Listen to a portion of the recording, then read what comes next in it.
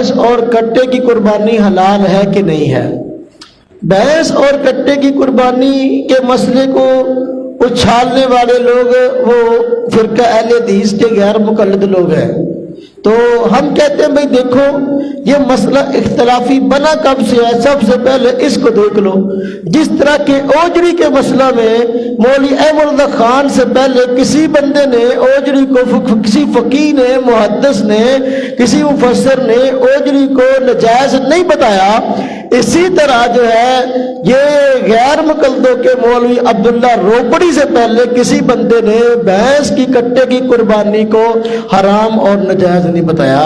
सबसे पहले ये मौलवी अब्दुल्ला रोपड़ी है गैर मुकल्लदों में जिसने इस मसले को उछाला और इस मसले को मिंबर पे लेके आया और कहा कि भैंस और कट्टे कुर्बानी नहीं होती, और वो भी भैंस और कट्टे की कुर्बानी के नजायज होने का फतवा वो भी किसी तहकीक की बिना पे नहीं बल्कि जिद और इनाद की बिना पे था, क्योंकि मौलवी अब्दुल्ला रोपड़ी साहब को गैर मुकल्लद, इनका एक दूसरे गैर मुकल्लद आलम मौलवी सनाउल्लाह अमृतसरी साहब से कई बातों में इख्तिलाफ था, तो उन्होंने भैंस की कुर्बानी के हलाल होने का फतवा दिया, तो जिसकी वजह से जिद में आकर इन्होंने हराम होने का फतवा दे दिया, नजायज होने का फतवा दे दिया। और फिर अब जो मौलवी अब्दुल्ला रोपड़ी को मानने वाले लोग थे और उन्होंने जो है फिर इस मसले को उछाला और फिर ये बात चल निकली भी कट्टे की कुर्बानी जायज नहीं है, यानी फिरका अहले हदीस के हज़रात ने इस मसले को उछाला। हालांकि भैंस और कट्टा सदियों से पाए जाते हैं, लोग इसकी कुर्बानी करते आ रहे हैं। मौलवी अब्दुल्ला रोपड़ी से पहले का अनाबला हो, मालकिया हो, शाफिया हो, हनफिया हो, किसी ने भी कट्टे और भैंस की कुर्बानी को नाजायज नहीं कहा, बल्कि जो है वो भैंस और कट्टे की कुर्बानी को जायज करार देते हैं। कुरान और सुन्नत में भी भैंस और कट्टे की कुर्बानी बिल्कुल जायज मालूम होती है। कुरान और सुन्नत में अल्लाह तबारक व तआला ने और हुजूर नबी पाक सल्लल्लाहु अलैहि वसल्लम ने कुर्बानी के जो उसूल बताए हैं, उन उसूलों की रोशनी में कट्टे की कुर्बानी, भैंस की कुर्बानी बिलाशुबह जायज है। अब उसमें पहली चीज कि कट्टे की और भैंस की कुर्बानी के लिए कुरान करीम में क्या उसूल है। अल्लाह तबारक व तआला ने कुरान करीम में इरशाद फरमाया है, वलिकुल्लि उम्मतिन जअलना मनसकन लियज़कुरु स्मल्लाहि अला मा रज़क़हुम मिन बहीमतिल अनआम। अल्लाह फरमाते हैं कि वलिकुल्लि उम्मतिन जअलना, हर उम्मत के लिए मुकर्रर की हमने कुर्बानी के ज़िबा के वक़्त जानवरों पर जो बहीमतुल अनआम है अल्लाह का नाम लिया जाए, यानी हर उम्मत पर कुर्बानी फर्ज थी और हर उम्मत के लिए लागू किया गया कि जब वो कुर्बानी करे तो उसको ज़िबा पर अल्लाह का नाम ले, गैर अल्लाह के नाम पे कुर्बानी ना करे। और किस जानवर को ज़िबा करे? बहीमतुल अनाम में यज़कुरु स्मल्लाहि अला मा रज़क़हुम मिन बहीमतिल अनाम। बहीमतुल अनाम पर ज़िबा के वक़्त अल्लाह का नाम लेना है। और बहीमतुल अनाम कहते किसको है? अनाम कहते हैं घरेलू पालतू हलाल जानवर को, घरेलू पालतू हलाल जानवर को। अब भैंस देखो ये घरेलू और पालतू भी है और हलाल भी है। और बहीमा कहते हैं चौपाए को, यानी 4 टांगों वाले जानवर को। मेरे ख्याल में भैंस की 4 ही टांगे होती हैं, 2 टांगे नहीं होती। तो फिर इस कुरान पाक की आयत की रोशनी में बिला शुबा जो है भैंस और कट्टे की कुर्बानी जायज मालूम होती है कि ज़िबा के वक़्त बहीमतुल अनाम पे अल्लाह का नाम लिया जाए। हर उम्मत के लिए कुर्बानी लागू थी बहीमतुल अनाम की, और भैंस बहीमतुल अनाम में शामिल है। घरेलू और पालतू और हलाल भी है और चुपाया भी है। लिहाजा कुरान पाक की इस आयत की रोशनी में भैंस की कुर्बानी जो है वो जायज मालूम होती है।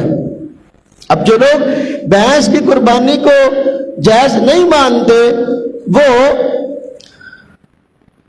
अजीबोगरीब बातें करते हैं। मैं एक उनकी दलील आपको जिक्र करता हूँ, इसके बाद कि मैं दूसरी दलील कुरान पाक से जिक्र करूँ इस पे कि भैंस और कट्टे कुर्बानी बिलाशुबा जायज है। अल्लाह पाक ने फरमाया समानियत अज़वाज, जो जानवर कुर्बान होते हैं, ज़िबा होते हैं, हलाल हैं, इनके 8 जोड़े हैं। हाँ जी, اس میں فرمایا وامن الابل اثنین، اونٹوں میں سے دو ہیں، اونٹ مذکر ہو یا مؤنث، اونٹ ہو یا اونٹنی ہو۔ فرمایا وامن البقر اثنین، اور بکر میں سے دو، بکر یعنی کہ گائے ہو یا بیل مذکر ہو مؤنث ہو، ان کی قربانی بھی جائز ہے۔ اب دیکھیں وَمِنَ الْبَقَرِ اثْنَيْن، بکر کی قربانی جائز ہے۔ عرب کہتے ہیں کہ بکر میں جس طریقے سے گائے شامل ہے اسی طریقے سے بکر کے اندر بھینس بھی شامل ہے۔ وہ بھینس کو بھی گائے کی ایک قسم شمار کرتے ہیں، جب وہ بھینس کو بھی گائے کی ایک قسم شمار کرتے ہیں، بکر کی قربانی قرآن پاک میں جائز بتائی گئی ہے، تو بلا شبہ بھینس کی قربانی بھی جائز ہوگی قرآن پاک کی اس آیت کی روشنی میں۔ ہاں جی، اب عربی ڈکشنری کتابیں کھول کے دیکھ لیں، بھینس کو عربی زبان میں جاموس کہتے ہیں، تو عربی لغت کتابوں میں لکھا نوع من کبار البکر، کہ یہ گائے کی قسم میں سے ایک بڑی قسم ہے، تو بلا شبہ بھینس کی قربانی اس آیت کی روشنی میں جائز ہے۔ حضور نبی پاک صلی اللہ علیہ وسلم کے ایک فرمان سے بھی بھینس کی قربانی معلوم ہوتی ہے کہ جائز ہے۔ مسلم شریف میں روایت ہے، حضور نبی پاک صلی اللہ علیہ وسلم نے فرمایا لا تذبحوا الا مسنّا، لا تذبحوا الا بمسنّا، کہ بھئی قربانی کے اندر صرف مسنّا جانور ذبح کرنا۔ مسنّا جانور اس جانور کو کہتے ہیں کہ جس کے سامنے والے دو دانت گر جائیں جوان ہونے کے بعد۔ جب جانور جوان ہوتا ہے تو اس کے سامنے والے جانور دانت جو ہیں وہ جوان ہونے کے بعد گرنا شروع ہوتے ہیں۔ ہاں جی، تو دو گرتے ہیں، پھر چار گرتے ہیں، پھر چھ گرتے ہیں، اس طرح جو ہے فرمایا جس جانور کے دانت گرنا شروع ہو جائیں، ہاں جی، نئے آنا شروع ہو جائے، اسے کہتے ہیں مسنّا۔ فرمایا قربانی میں وہ جانور ذبح کرو جو کہ مسنّا ہو۔ اب گائے قربانی جائز ہے، کیوں؟ یہ مسنّا ہے۔ بکری قربانی جائز ہے اس لیے کہ یہ بھی مسنّا ہوتی ہے، اس کے بھی دانت گرتے ہیں۔ اونٹ کی قربانی جائز ہے اس لیے کہ یہ بھی مسنّا ہوتی ہے، اس کے بھی دانت گرتے ہیں۔ تو اب اگر تو بھینس کے بھی دانت گرتے ہیں، یہ بھی مسنّا ہوتی ہے، پھر تو قربانی جائز ہے۔ اگر یہ مسنّا نہیں ہوتی تو پھر اس کی قربانی جائز نہیں ہے۔ آپ ہمیں لا تذبحوا الا مسنّا، ہاں جی، کہ ذبح صرف جو ہے اس جانور کرو جو مسنّا ہو۔ بلا شبہ جو ہے جس طرح باقی جانور ہیں کہ جوان ہونے کے بعد ان کے سامنے والے دانت گرتے ہیں اور نئے آتے ہیں، اسی طریقے سے بھینس اور کٹے کے بھی سامنے والے دانت جوان ہونے کے بعد جب 2 سال عمر پوری ہوتی ہے اور تیسرا سال شروع ہوتا ہے تو سامنے والے دانت جو ہے وہ گرنا شروع ہوتے ہیں اور نئے آنا شروع ہو جاتے ہیں۔ تو جس طرح مسنّا گائے ہوتی ہے تو بھینس بھی ہوتی ہے، جس طرح مسنّا وہ اپنا یہ بکرا ہوتا ہے تو اس طرح بھینس بھی ہوتی، کٹا بھی ہوتا ہے۔ جس طرح مسنّا اونٹ ہوتا ہے اس طرح بھینس اور کٹا بھی ہوتا ہے۔ جب ان کی قربانی جائز ہے ان کی بھی جائز ہے، تو قرآن و حدیث کی روشنی میں بلا شبہ جائز ہے۔ اب ایک بندہ اپنے آپ کو اہل حدیث کہتا ہے لیکن بھینس اور کٹے کی قربانی کہتا ہے جائز نہیں ہے، جبکہ قرآن اور سنت کی روشنی جائز معلوم ہوتی ہے، تو پھر ان کو اس کو انصاف سے کام لینا چاہیے، یا تو قرآن و حدیث کا نام نہ لے یا پھر جو ہے قرآن و حدیث کی بات کو تسلیم کرے۔ حضور نبی پاک صلی اللہ علیہ وسلم قرآن کریم کی وضاحت کے بعد، حضور نبی صلی اللہ علیہ وسلم کے فرمان کے بعد، اب اگر کسی کی بات کی حیثیت ہے وہ صحابہ کرام ہیں۔ صحابہ کرام میں حضرت سیدنا علی المرتضیٰ رضی اللہ تعالی عنہ، ان کا فرمان مسند فردوس دہلوی جو حدیث کی معروف کتاب ہے اس میں موجود ہے۔ حضرت سیدنا علی المرتضیٰ رضی اللہ تعالی عنہ فرماتے ہیں کہ بھینس قربانی میں 7 بندوں کی طرف سے قربان ہو سکتی ہے۔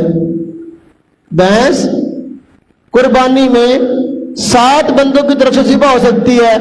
سیدنا علی المرتضیٰ رضی اللہ عنہ کا فرمان ہے۔ اب ایک رائے حضرت علی رضی اللہ عنہ کی ہے، ایک رائے چودھویں صدی کے کسی عام بندے کی ہے، تو بلا شبہ حضرت علی رضی اللہ عنہ کی رائے معتبر ہوگی، اور صحابی کا وہ قول جو غیر مدرک بالقیاس ہو حدیث مرفوع کے حکم میں ہوتا ہے۔ اب دیکھو کسی قربانی کا جائز ہونا نہ ہونا یہ معاملات جو ہیں یہ محض قیاس سے تعلق نہیں رکھتے، لہذا یقیناً حضرت علی رضی اللہ تعالیٰ عنہ نے حضور نبی پاک صلی اللہ علیہ وسلم سے یہ بات سنی ہے، اس وجہ سے انہوں نے یہ بات فرمائی ہے، تو صحابی کا قول بھی ہمارے سامنے آ گیا۔ صحابی کے بعد مرتبہ تابعین کا ہے، تابعین میں حضرت حسن بصری رضی اللہ تعالیٰ عنہ، حسن بصری رحمۃ اللہ علیہ، ایسے تابعی مشہور تابعی ہیں، متقی پرہیزگار تابعی ہیں، جو بلا شبہ سب کے ہاں مسلم ہیں، سب کے ہاں، یعنی کسی خاص فرقے کی بات نہیں ہے۔ فرقہ اہل حدیث کے لوگوں وہ بھی ان کو بڑا مانتے ہیں، ہم بھی مانتے ہیں۔ اب وہ خود فرماتے ہیں کہ بھینس جو ہے یہ بمنزلِ گائے کی ہے۔ جب وہ یہ فرماتے ہیں بھینس بمنزلِ گائے کی ہے، تو پھر جو حکم گائے کا ہے وہی حکم بھینس کا ہے۔ تو میرے بھائیوں، اگر گائے کی قربانی جائز ہے تو پھر بھینس کی قربانی بھی جائز ہے۔ آج جو لوگ بھینس اور کٹے کی قربانی کو جائز نہیں سمجھتے، انہوں نے ایک بہانہ بنایا ہوا ہے کہ جی ایک وجہ سے بھینس اور کٹے قربانی جائز نہیں ہے۔ وجہ کہ جی حضور نبی پاک صلی اللہ علیہ وسلم نے بھینس اور کٹے کی قربانی نہیں کی، آپ نے قربانی نہیں کی، تو اس وجہ سے قربانی جائز نہیں ہے۔ ہم کہتے ہیں بھائی دیکھو، حضور نبی پاک صلی اللہ علیہ وسلم نے بھینس اور کٹے قربانی کیوں نہیں کی، اس کی وجہ بھی تو معلوم کرو، یہ آپ نے کیوں نہیں کی؟ اس وجہ سے نہیں کی کہ کٹے قربانی ناجائز ہے، یا اس وجہ سے نہیں کی کہ آپ کو ان دنوں میں اس وقت وہاں بھینس اور کٹا دستیاب نہیں ہوا؟ وجہ کیا ہے؟ بلا شبہ یہ بات تحقیقاً ثابت ہے کہ حضور نبی پاک صلی اللہ علیہ وسلم کو ان دنوں میں اپنے گرد و نواح میں بھینس اور کٹا دستیاب نہیں ہوا، وہاں پایا نہیں گیا۔ تو قربانی اس وجہ سے نہیں کی کہ اس وقت بھینس اور کٹا اس علاقے میں پایا نہیں گیا، لیکن جب بھینس اور کٹا عرب میں پہنچا، عربوں نے قربانی کی ہے۔ اب کوئی بھی عرب کے طبقات میں سے ایسا نہیں ہے جو بھینس اور کٹے قربانی کو نجائز کہتا ہو۔ یہی وجہ کہ صحابہ کرام میں سیدنا علی مرتضی صاحب یہ رسول ہیں، اب وہ بھینس کے متعلق کہتے ہیں قربانی میں 7 بندوں کی طرف سے شمار ہے۔ اب یہ اسی وجہ سے کہا نا، صحابہ کرام کے زمانے میں بھینس جو ہے وہ دستیاب ہوئی، صحابہ کرام نے فوراً بتا دیا بھائی اس کی بھی 7 قربانی ہے۔ اگر نجائز ہوتی تو بات کیوں کرتے؟ ہم کہتے ہیں بھائی اللہ پاک تمہیں عقل دے، دیکھو جس طریقے سے اور جانوروں کی کئی قسمیں ہیں، اونٹ ہے، اونٹ کی کئی قسمیں ہیں، اونٹ عربی نسل کا بھی ہوتا ہے اور غیر عربی نسل کا بھی ہوتا ہے، وہ کہتے ہیں بختی اونٹ ہوتا ہے اور دوسری اونٹ کی قسمیں ہیں۔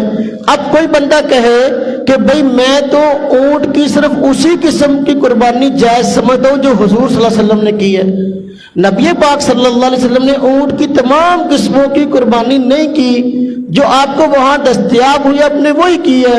اب کوئی بندہ بہانہ بنا لے میں تو صرف اسی اونٹ کی قسم کی قربانی کو جائز سمجھتا ہوں، باقی کو نہیں، اس کو دماغ کا علاج کرنا چاہیے۔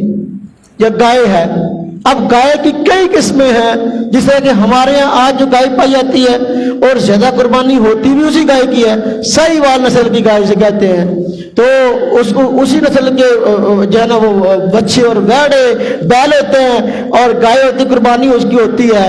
تو حالانکہ اب یہ ایک قسم ہے گائے کی، دوسری قسم ہے ریڈ انڈین گائے، اب وہ الگ قسم ہے، ہاں جی، اور بلاتی گائے یہ الگ قسم ہے۔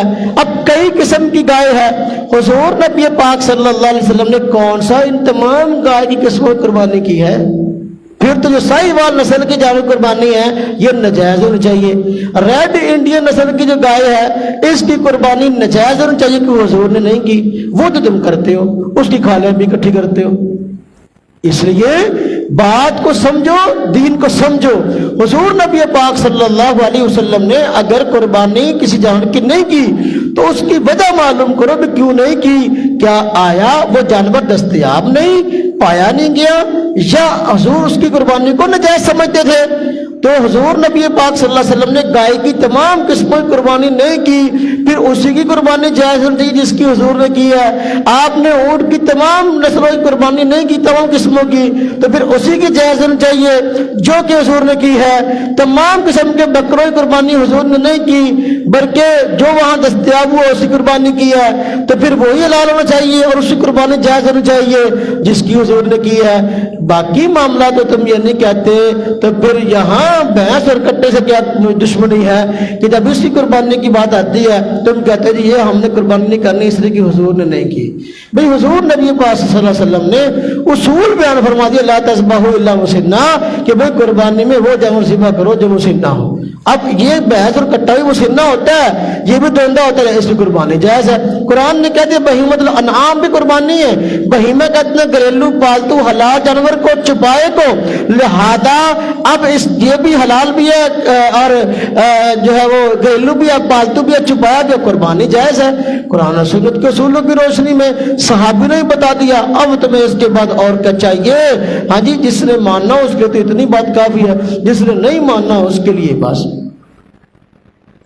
اچھا، فقہاء کرام نے ایک مسئلہ لکھا ہے کہ بھینس زکوٰۃ کے معاملے میں یہ گائے کی طرح ہے، یعنی ایک بندہ ہے اس پہ زکوٰۃ واجب ہے جانوروں پر، جس طرح کہ بکریوں پر زکوٰۃ واجب ہوتی ہے، گایوں پر زکوٰۃ واجب ہوتی ہے، اونٹوں پہ ہوتی ہے، اس طرح بھینس پر بھی زکوٰۃ واجب ہے۔